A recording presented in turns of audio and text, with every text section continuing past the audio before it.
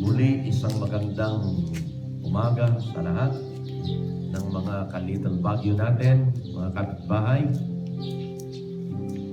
Tuloy-tuloy tayo sa ating pananalangin. Muli ay hangad natin na ang lahat ay maayos, maging malusog dito po sa ating lugar.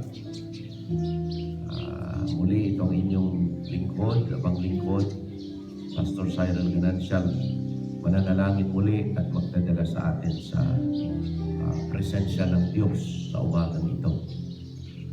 Napakabait ng Panginoon sa ating lahat dahil isang araw ulit ang dinagdag ng Panginoon sa atin.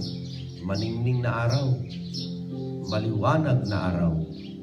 At dapat lang natin siyang pasalamatan at purihin at alayan ng pananalangin at pagkilala na sa bawat araw ang Diyos ay matapat sa atin na nagbibigay ng ating buhay.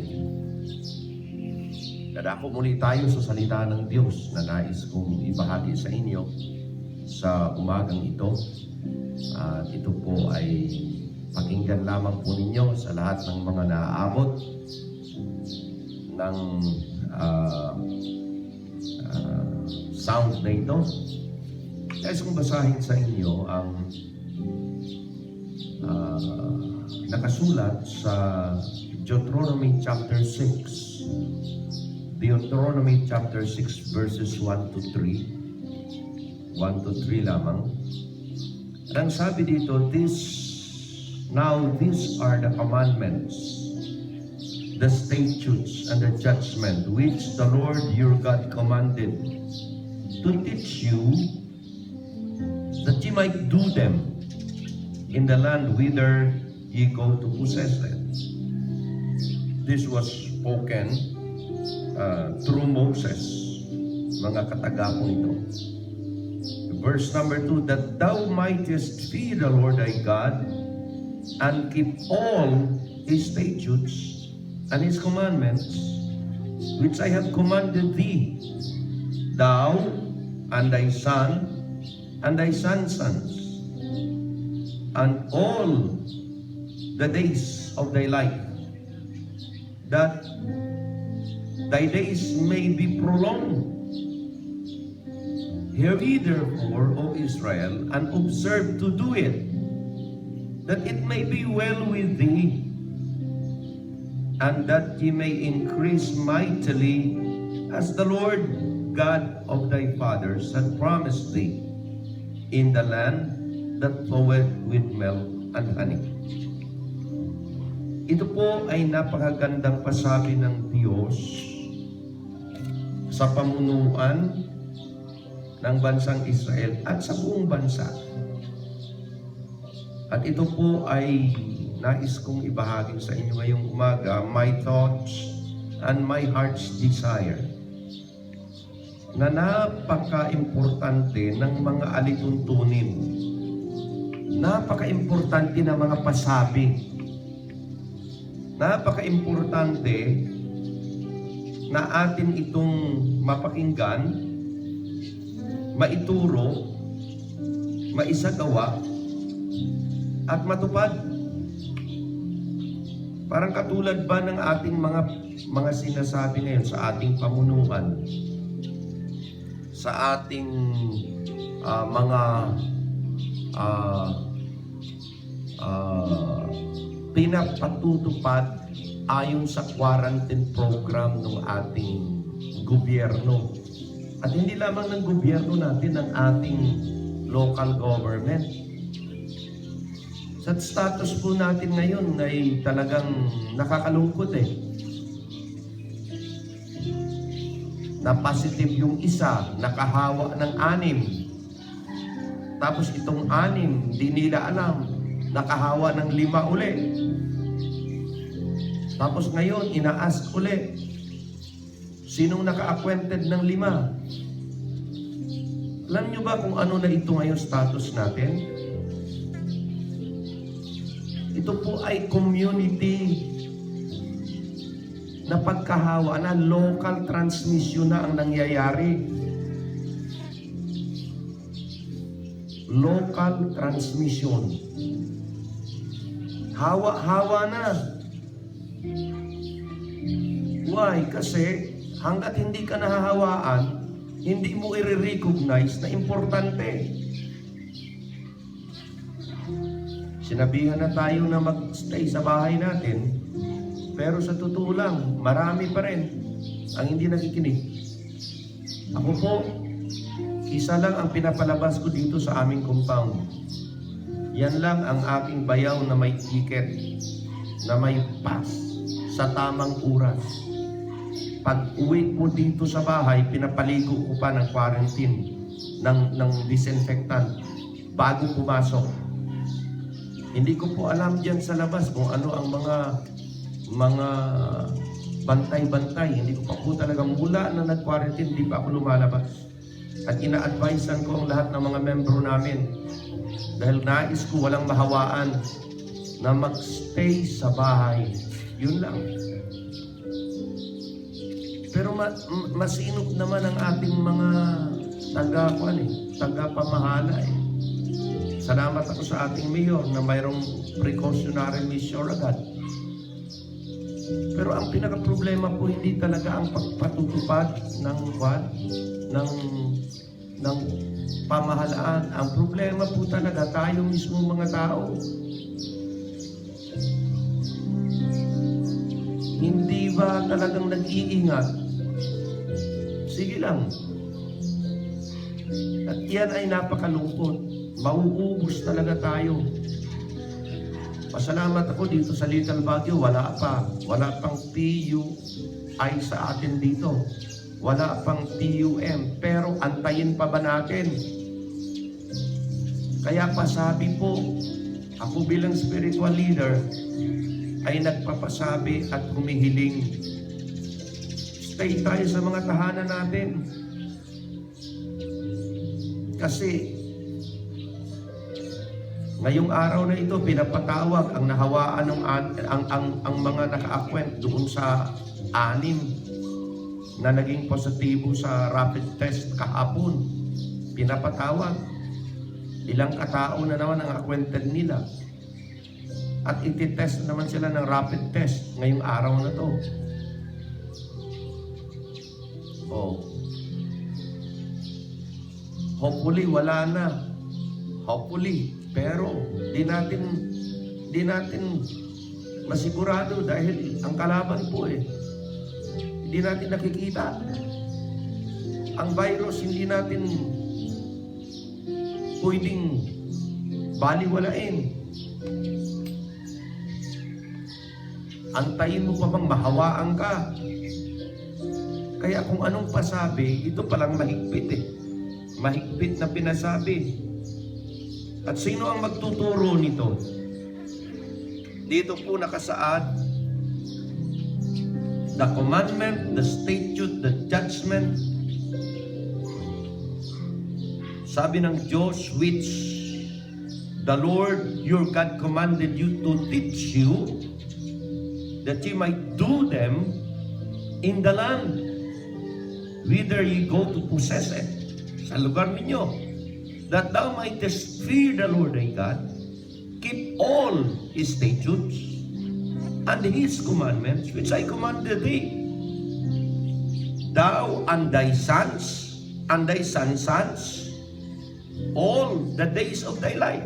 So ito po, kung anong utos, ito ituturo, i-implement ito sino? Ng mga matatanda, ng mga magulang sa kanilang mga anak sa loob ng tahanan. Para ano? All the days of that thy days may be prolonged. Umaba pa buhay mo. Di ka mahawaan. Yun ang pinaka-purpose ng pag-uobserba at paggawa. Hear therefore, O Israel. Ano kaya kung lapitan natin ito? Gawin nating personal. Hear therefore, O Little Baguio residents, and observe to do it, that it may be well with thee, Oh, di ba ang ganda eh. Kaya pag gagawin po natin to sa mga tahanan natin, ako po talaga, hindi lang pasabi ng gobyerno ang sinusunod ko, talagang hinihigpitan ko ang tahanan ko. For the sake of my family and for the sake of others. Malay mo kung ako ay career na. Kaya yun po ay talagang matindi. Huwag na natin antayin ang mga pulis na magpasabi sa atin na pumasok sa loob ng bahay o mga military. Hindi na kailangan yan eh. Nasa sa atin po. Hindi ko makalimutan ang kwento ng isang pamilya. Ito sa Amerika nangyari, Longview residents. Danny and Peggy Thornton didn't feel sick when they returned in March from a mission trip to Ecuador. Still, their sons who live in town wanted the couple to quarantine themselves at home. Their children bring them groceries, leave them outside and text their parents when they had left. We thought it was overkill. Sabi ng mga residente doon sa Longview, kala nila talagang pinahirapan. We thought it was overkill, Piggy recalled this week. Within days, though Danny had a fever, he had Peggy both were later diagnosed with COVID-19. Now, we really understand it was actually God taking care of other people around us because we had been exposed and didn't know it. Piggy said, if our sons had not done that, we would have gone out in public and exposed other people. Yan po. Kaya tinatanong, nag-umpisa sa isa. Tinatanong, bakit ganoon? Hindi na quarantine agad.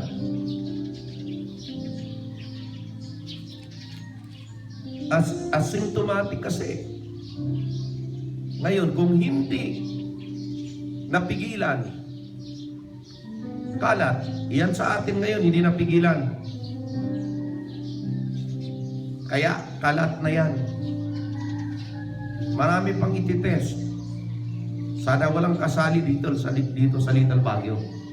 Sana lang. Pero ako, sabi ko sa pamilya ko, walang lalabas sa atin kung hindi man so much importante. Wala. At pag may lumabas, bago pumasok sa bahay, maligo muna. Maligo. Ang damit ay kailangan i-disinfectant lahat. Why? For the sake of our protection. Sunod tayo. Ako, sabi ko, i-implement ko ang hindi tinuro ng gobyerno na pag-iingat. I-implement ko sa tahanan ko. Bakit? Mahal ko ang pamilya ko. At tinuturuan ko yung mga membro ko, sana po dito ganun din ang gagawin natin. Yan din ho ang aking dalangin. Pwede kong maipanalangin ang mga pamilya ninyong huwag mahawaan. Pero ang pag-iingat nasa inyo, wala sa akin.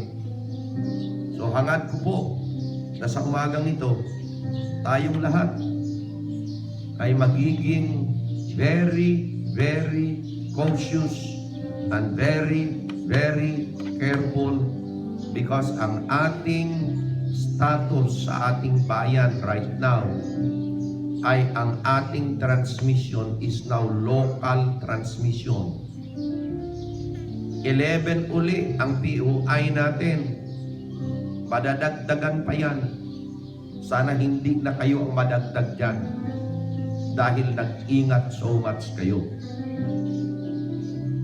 Salamat sa Diyos na may salita tayo niya na ating makanlungan at mapuntahan at atin po, tayo po ay napagsasabihan at naturuan Itong mga guidelines na ito, itong mga pasabing ito, kailangan nating ituro sa tahanan natin, gawin po natin, ating sundin, at ang resulta, sabi niya, ay that it may be well with thee, and that ye may increase mightily, that thy days may be prolonged. Tatlo po yung benepisyo pag isinagawa natin.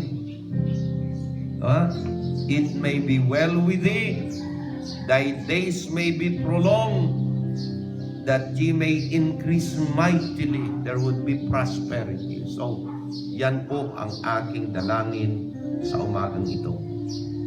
Tayo po'y dumako sa panalangin. Diretso na po tayo. At tayo po, hingin kong samahan niyo ako. Amang banal, sa umagang ito muli, dinadala ko sa inyo ang lahat ng pamilya dito sa Little Baguio. Tunay o Panginoon na kayo ang Diyos na nagyayakap, nag-iingat at nagpuprotekta. Lahat ng pamilyang residente, kahit hindi ko na po maisa-isa. Panginoon, kailangan namin muli ng inyong patnubay. Kailangan namin muli ng inyong kapangyarihan na siyang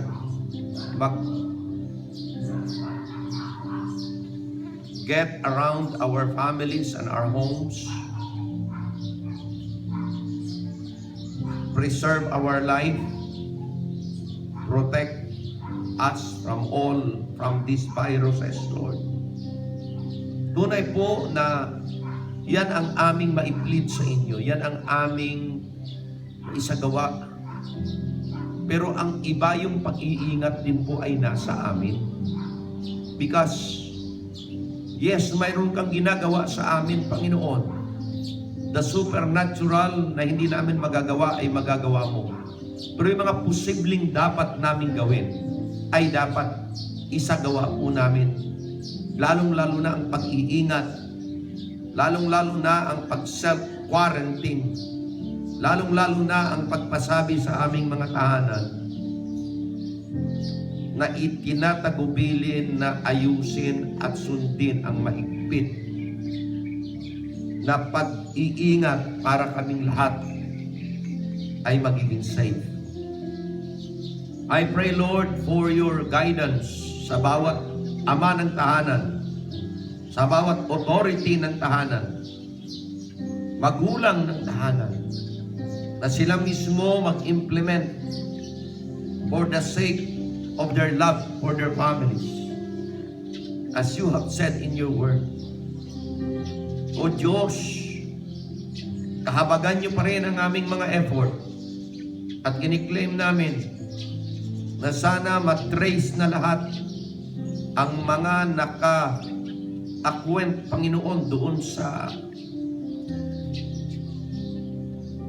mga nag-positive sa past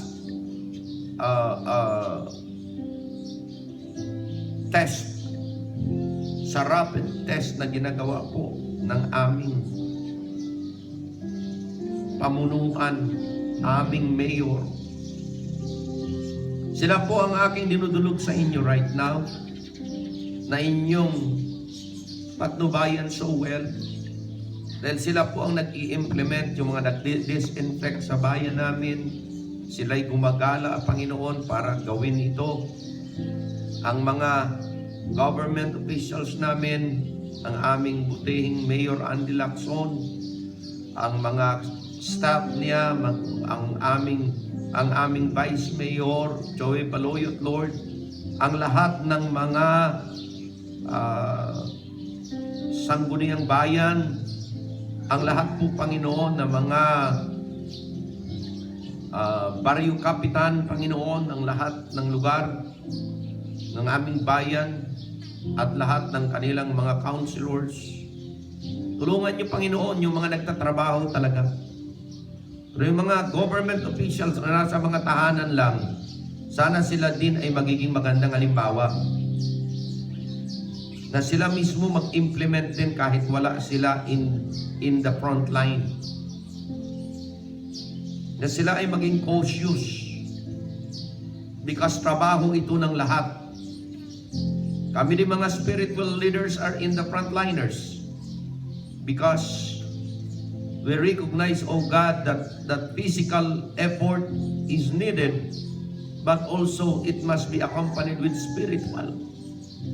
Kaya kami, Panginoon, humihiling sa inyo ang continual supernatural assistance mo sa aming mga frontliners na kung saan kumikilos upang ang aming bayan, lalong-lalo na dito sa lokal ng Concepcion, sa lugar ng Concepcion, Panginoon, ay mapatda ito, ma-stop ito sa pagkalat, o Panginoon, sa mga taong, mga dadapuan na kami nalulungkot.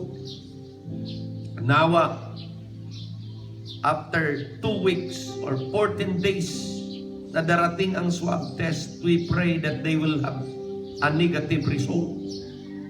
Pero nasa sa sitwasyon na namin, Panginoon. Kaya po hinihiling ko ang inyong patnubay, ang inyong pagkilos. Kaming mga residente mismo ay magiging maagap at maingat na hindi namin itrato ito na we're exempted on this. Because dapat i-take namin ng bawat isa, na bawat pamilya na ito'y very personal na. The threat is not only others, but the threat is in us as a family. O Diyos, nagtitiwala pa rin kami, Panginoon, sa inyong kapangyarihan. Kaya kami nananalangin at dumudulog sa inyo. Pero kailangan namin isagawa ang aming ding pag-iingat. Patnubayan nyo ang lahat ng residente dito. Make us healthy, as strong. And Lord, help us, Lord, to have our immune system be really strong to fight for this virus, Panginoon. Kiniklaim ko na sa umagang ito, muli, ang inyong patnubay sa tuloy-tuloy na paggawa at pagkilos ng aming mga local officials, Panginoon, na makapture lahat na mga na-infect para ito ay ma-stop at ma-isolate, Lord, at hindi na maka-infect pa sa iba. Nawa ito ay magawa agad-agad upang ang pandemic na ito hindi na makalipat pa sa ibang mga tahanan, sa ibang mga pamilya. O Diyos, nawa ito ay kaagad maisagawa. In fact, ako hindi lang nananalangin sa aming mayor, kundi I have really expressed my feelings. Salamat, Panginoon, na na-extend itong lockdown hanggang bukas. Pero kung ako lang ang masunod, ilalockdown ko talaga totally ng 14 days to make it sure. Bakit? Dahil for the sake of prevention. Pero nirespeto ko po ang mga desisyon ng aming mga nanunungkulan dito sa bayan. But my heart goes to them. Goes to each one na kung saan nandyan talaga in the front line ang aming mga doctors and nurses. O Diyos, humihingi pa rin kami ng inyong habag. Your grace and mercy be all upon us. Dadalhin ko na rin pati ang aming national government. Salamat po sa aming presidente na talagang kumikilos, nag-work out at nakabili na ng equipment na napakamahal sa China para po ma-test lahat na mabilisan dito sa Pilipinas. I really believe That equipment is already here. Kaya Panginoon, patuloy namin hinihiling ng aming Presidente, bigyan niyo po ng kalakasan, katatagan, tibay ng loob, pagtitiwala sa inyo, na sa kanyang pangunguna to save a lot of life ng mga Pilipinos ay talaga po. Salamat din sa magandang balita na ang mga provinces, ang mga towns that is already free from COVID-19 pandemic na ito, soon sila po malilift up ang kanilang quarantine and they can move normally.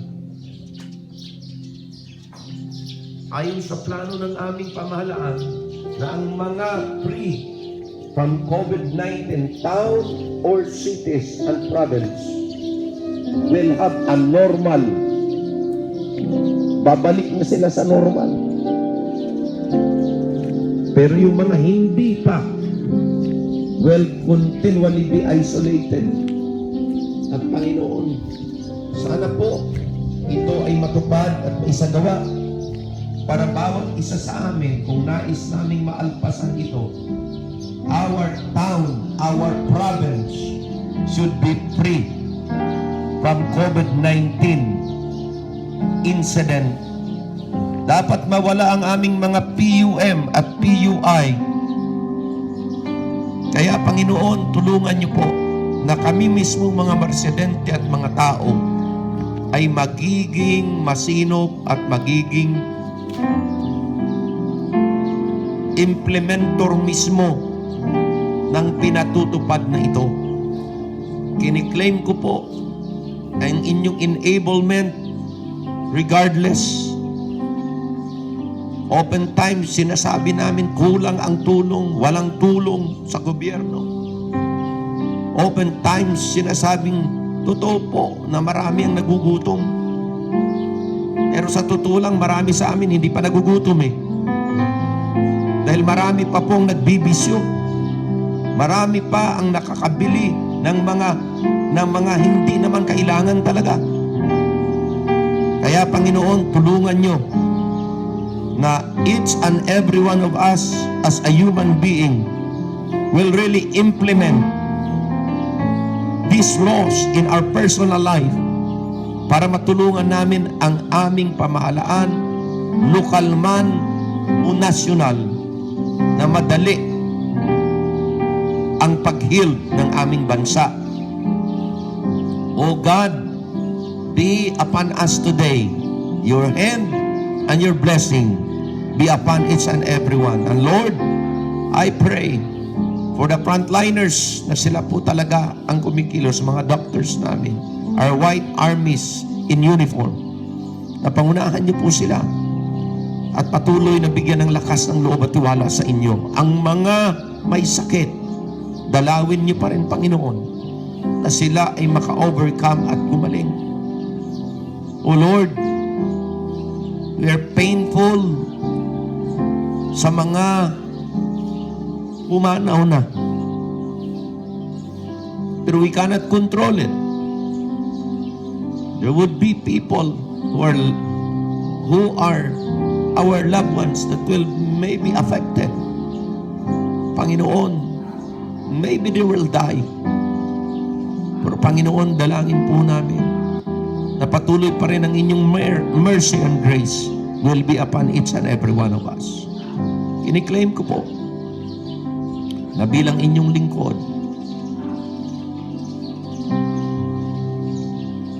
nananalangin at ang puso ay talagang mabigat.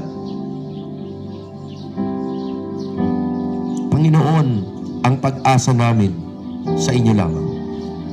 Ay aming hinihiling na kayo ay maluwalhati sa aming panalangin ito at bigyan ninyo ng katugunan. Ito'y aking dalangin sa pangalan ni Kristo Jesus. Amen. Amen. Thank you po. God bless all. Mag-ingat lahat ng bawat tahanan. Pagpalain kayo ng Diyos. At magbabayan kayo ng Diyos sa araw. Maraming salamat.